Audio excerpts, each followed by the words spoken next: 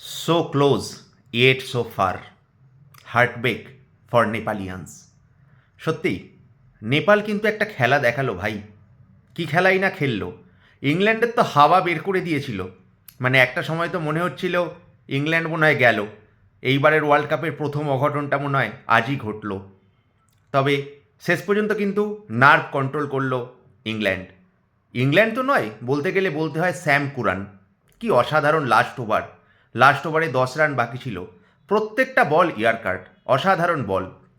তবে সত্যি মানে অ্যাজ এ ইন্ডিয়ান কিন্তু তাও আজ আমার নেপালের জন্য মনটা খারাপ করছে।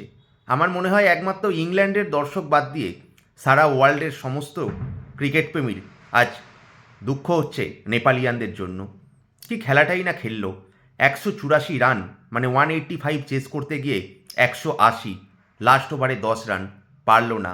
লোকেশ অসাধারণ চেষ্টা করেছিল, যদি একটা ছয় মারতে পারতো। মানে লুক উডকে আর জোফরা আর্চারকে যেরকম মারছিল, মানে ইংল্যান্ডের captain Harry Brook, Jos Buttler, ওদের তো দেখে মনে হচ্ছিল ইংল্যান্ডের পুরো হাওয়া টাইট। ওখান থেকে ম্যাকুলাম নির্দেশ দিচ্ছিল, কিন্তু কিছুই লাভ হতো না।